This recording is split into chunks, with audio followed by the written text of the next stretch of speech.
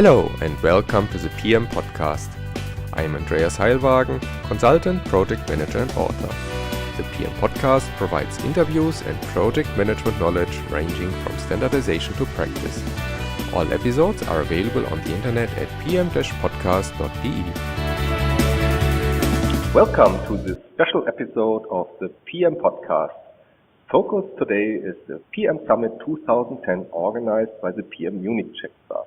With me is Thomas Zimmermann, Program Chair of this PM Summit and Head of Project Management at Voicecache. Hello, Thomas. Hello, Andreas. Tell me, what's so special about this PM Summit this year? Oh, well, the PM Summit this year continues the series of our yearly PMI chapter events, and it's actually generally addressing the Congress to the PM community. We have, besides general trends and topics in the project management arena, put some emphasis on specific topics, and we got interesting papers for that. For example, we wanted to get some emphasis on to small and medium enterprises, so in German, der Mittelstand. So things about, does the Mittelstand, the small and medium enterprises, need to invest into project management like other big companies need to invest?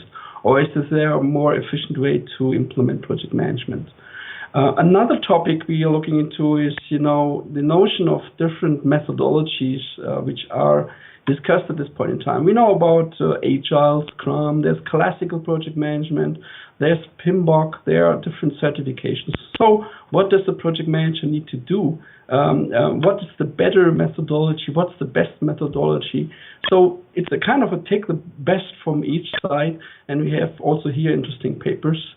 Another topic, and we hear about that later, is on lazy project management. So lazy is a topic which is in the air. It's discussed a bit, and we have an interesting keynote speaker. And again, we will hear about that later on today. And all of that, is complemented with vendor tracks. So we have invited several vendors who present on their tools and methodologies together with an exhibition. And what's maybe a bit special on the Congress is also we want to make it very interesting for the people to attend. And that's why we wanted to get all the different papers as well as the presentations made downloadable to the participants of the Congress. So prior to the Congress, people can download the material so that any questions raised during the Congress to the speakers can be prepared, can be looked at before, so that might make it more interesting to discuss. Yeah, that's great, because today I prepared my schedule and I looked through the program, and of course I selected a lot of Agile presentations, and now I can look at them and decide if they really are the tracks I want to hear, or maybe I will switch over. That's great, because most other summits do not offer that opportunity to look at the papers in advance. Yeah, this might make it more attractive to them. Absolutely. In my opinion, the most important currency regarding such a summit is value. So what can I take home from this summit? Oh, yes, indeed. I mean, this is, something which is very important. There are other project management congresses and events around, and certainly there is similarity because, what's discussed in the project management arena is similar around the world. So the real value I would see from the Congress is what I would say applicable learnings. So when we looked into the different papers which we received, we were particularly weighting and scoring them against relevance in industry. So the topics being discussed in that are really very pragmatic, and it's something which we would like to have, participants of the Congress to take home is things which they can directly apply in their daily jobs, in their daily work on project management. So this is something which we had put an emphasis on in the committee to evaluate the different papers against their relevance to industry. Besides, of course, content, structure, clarity, these kind of things are very important to us. So I think this is something we want to have a pragmatic way of seeing project management, and so the people can learn a lot. That's what we hope. Another thing And that's very similar to all the congresses, and I think that's you have been heard that a lot before, is networking. I mean, we all know communication is extremely, important, but it's also nice to, particularly in a regional congress, to meet people who are, working in project management in different industries in the same region. So on networking, we were trying to have enough time, sufficient time during the Congress. We have a very interesting evening event as well, where we want to have people to talk, to network, and just to enjoy the time, having fun. So I mean, this is not something which is very specific to this Congress. I think this is something. This is a general topic, and we were trying to, of course, give the people the opportunity to talk a lot to each other, to talk to their referents, to talk to colleagues, friends, and even make new friends there. Yeah, what I like about the program is that there are a lot of opportunities for networking. There are a lot of breaks, and most breaks are labeled as occasions for networking. Right. And now we come to the main topic, which is Peter Taylor, the lazy project manager, and he's also EMEA PMO director at Siemens PLM Software. Hello, Peter. Hello, Andreas. Hello, Peter. Peter, please give me a definition of lazy project management. I will certainly try. By being a lazy project manager, I obviously don't mean that people do nothing. They sit around drinking coffee, reading a good book like a lazy project manager, and watching those project milestones disappear over the horizon. That would be obviously very silly and not very productive, and probably very damaging to their career. No, I mean that people should be more focused by the way they work. They should concentrate on the important things, and they should leave the other things behind and not rush around like busy bees trying to do absolutely everything. So Peter, tell me why and how did you become a lazy project manager yourself? Well, if I'm truly honest, I became a lazy project manager through an insult from my manager. We were on our way back from a business trip, and I've been asked by people how it was that I seemed so relaxed, but I actually did manage quite a large PMO, a lot of project managers, and a lot of business, and I seemed quite relaxed in doing that. So the insult came on the way back from a trip to Milan, Italy, and we were talking about what we'd like to do next, and I've been working with this guy for 15 years on and off, and so he knows me very well. And I talked about I'd like to do writing, I'd like to do presenting, etc. And he said, you'd be very good at that, but you'd be too lazy. And it was an insult, but it connected with my definition of being a project manager. That's what I was trying to teach people, how to become good project managers and work the way I'd done. And hence, from that was born the lazy project manager. Okay, so let's be lazy and focus on the 20% of the 10 most important learning points, applying the Pareto rule you refer to in your book. So I think the most important point from my view is setting up a project to be lazy in the middle. I think that's one of the key success criteria.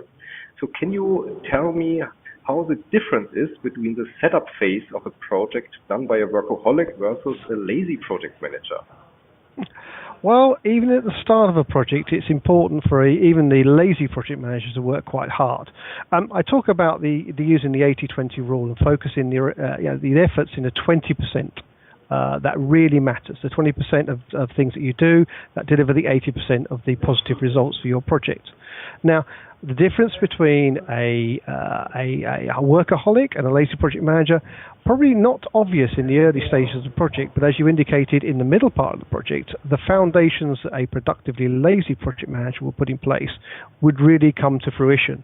By having a good foundation, a good relationship with your stakeholders, with your project team, a good communication mechanism, etc. All these things will begin to pay off the middle part of the project.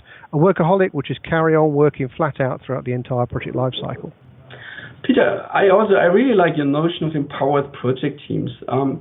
So, and as I'm also, involved in agile project management methods, isn't it also a principle of agile or Scrum project management?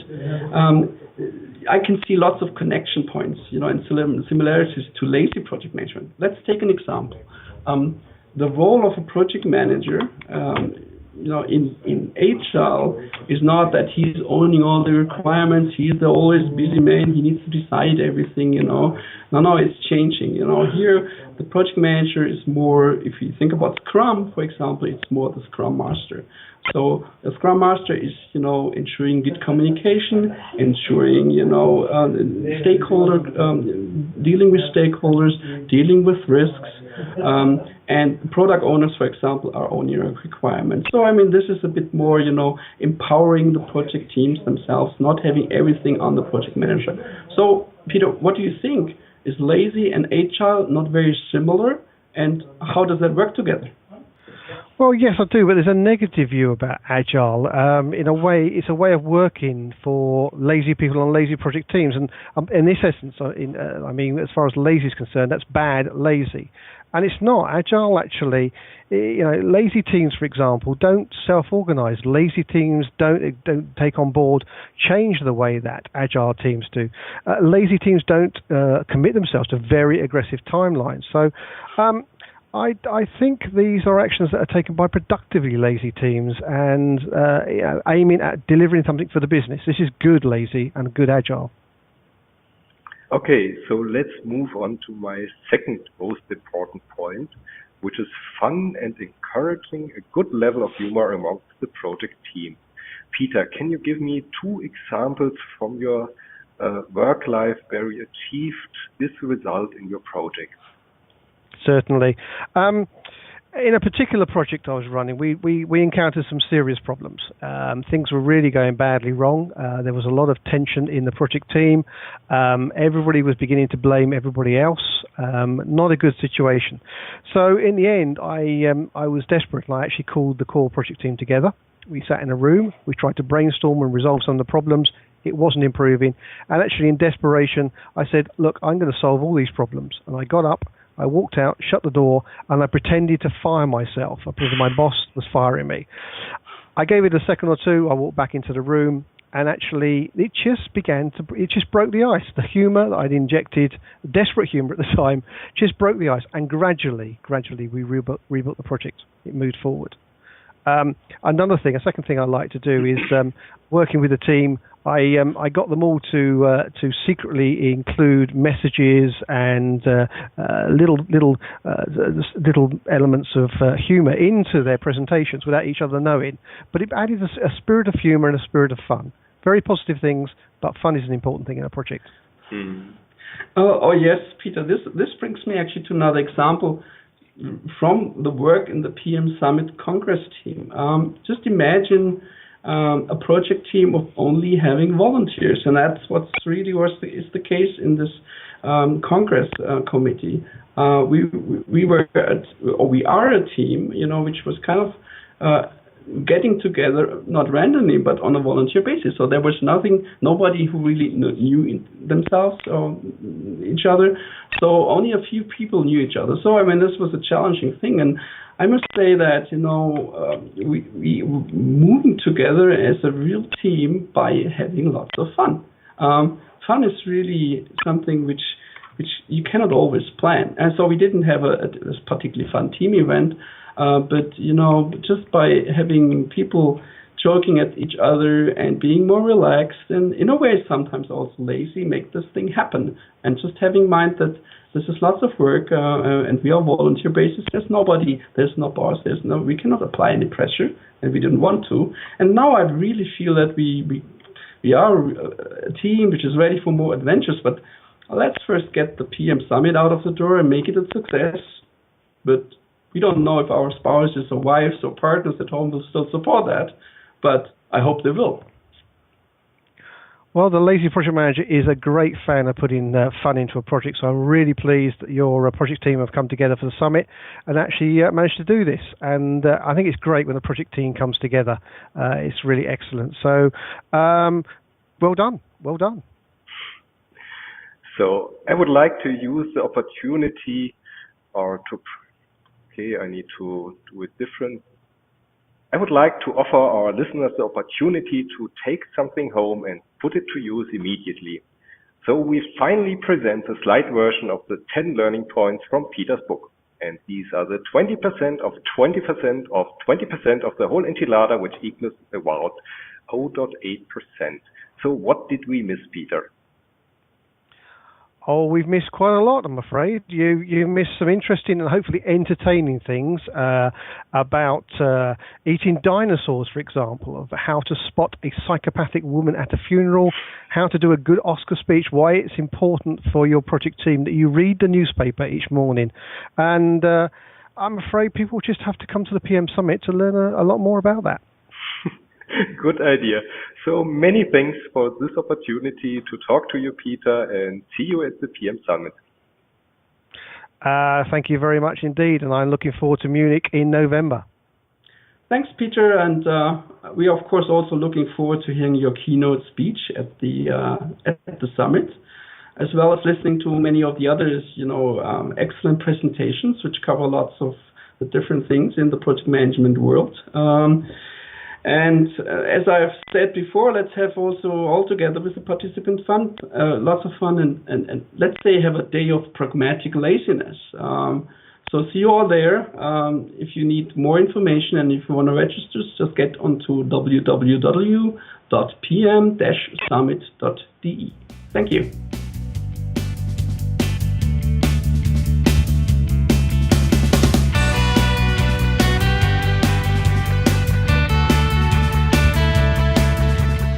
This is the end of today's PM podcast.